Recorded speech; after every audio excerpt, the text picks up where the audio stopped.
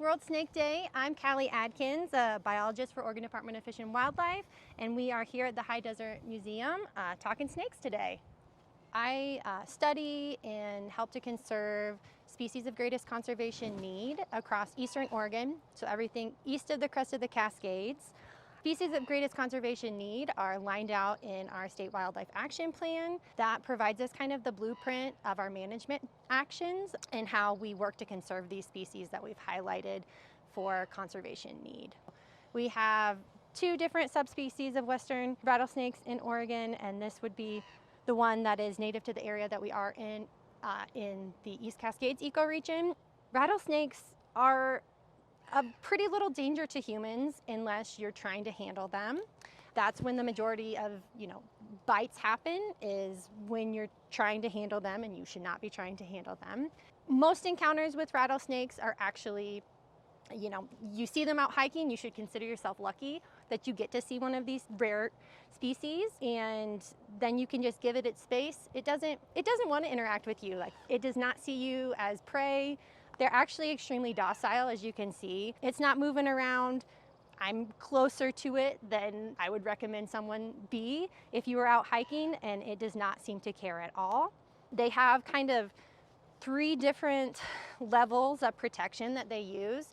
So the first would be their camouflage. So they blend in really well. There's a fair number of rattlesnakes in Central Oregon, and we don't see a ton of them because they do blend into their surroundings really well. The second protection or kind of warning sign that they would give a person if they got too close or we were making them feel threatened is that they do use their rattle. So they rattle, that's to alert someone, hey, I'm here, don't step on me. And then the last resort would be a bite. And sometimes it's a dry bite and they don't use venom because that venom is very expensive for them to make. It's used in their hunting. It's not necessarily used as a defense mechanism. It can be, but not necessarily. They would rather conserve it and use it for hunting and acquiring prey. But if you're trying to threaten a rattlesnake by picking it up or by trying to take it home, then you might get bitten. If you're out hiking and you're following safe practices, it's very unlikely that you would be bitten by a rattlesnake. So if you're out hiking, number one, stay on trails, because trails are typically not going to have brush cover on them and you're going to be able to see where you're stepping. Number two, if you are walking in a more brushy area, wearing all leather boots, and you're in rattlesnake country, wearing all leather boots that those fangs cannot pierce through is going to keep you really safe. And then number three, a lot of people are concerned about their pets and rattlesnakes, including me, and keeping your animals on leash when you're out hiking and keeping them on the trail with you so they're not investigating any sort of something moving along in the grass and looking interesting, because that's when most bites on dogs happen. So this snake is actually here at the High Desert Museum because it was relinquished and being held as a pet illegally. It was removed from Smith Rock State Park, where that was its home. That's where it was living, and it was removed there illegally. It's now used for education, which is the best case scenario for this type of issue that arises. Pet trade is a huge threat to our herps in the state. Often snakes like rattlesnakes, like king snakes, are taken illegally as pets, and then often they cannot be released back into the wild once they're held as pets. So fortunately, there are institutes that exist, like the High Desert Museum, that can hold these animals for informational purposes, for educational purposes. But like I said, that's the best case scenario. So taking animals from the wild as pets is a real threat to sensitive species and a reason for population declines. In the ecoregion where these are listed as a species of greatest conservation need in the Willamette Valley would be habitat destruction. One of the big habitat requirements that they have is these south-facing rocky slopes that they use. These are cold-blooded animals, so they do need external temperature, warmth and cooling to regulate. They can't do a lot of that themselves.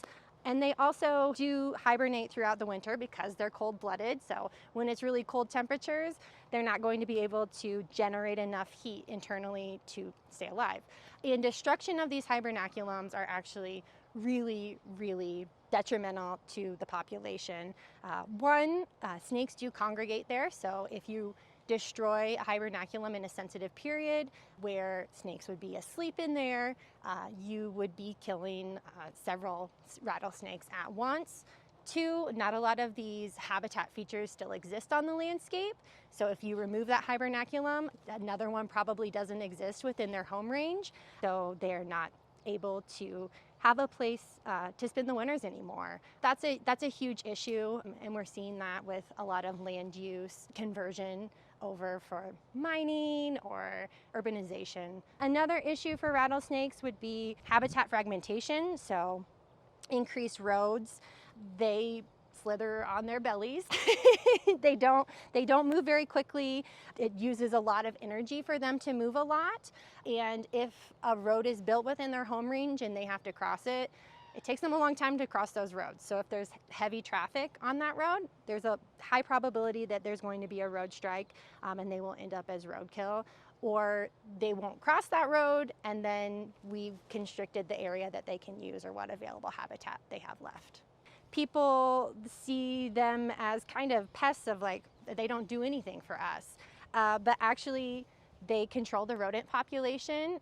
You're way more likely to be infected by a rodent-borne disease than you would be to be bitten by a rattlesnake. So they're a great part of the food web in that way.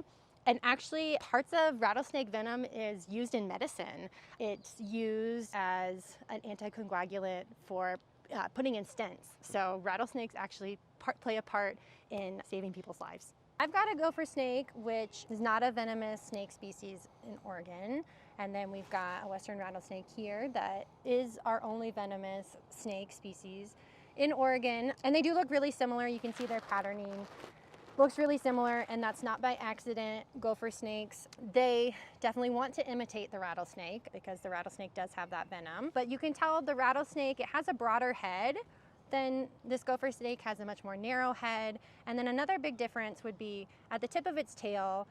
If you find a snake with a pointy tail, that means that it is not a rattlesnake. Rattlesnakes, even the babies, have like a very cute little button on the end of their tail that is rounded off. So even if this gopher snake were to be faking us out and shaking its tail and making a rattle sound in the back of its throat to try to tell us not to mess with it, that's one way that you could definitely identify the two species. And snakes aren't the only species that imitate rattlesnakes for protection. Also, western burrowing owls, their chicks, they make a noise that is uncanny, familiar to, or similar to a rattlesnake, and that's to tell predators to not come into the burrow and mess with them.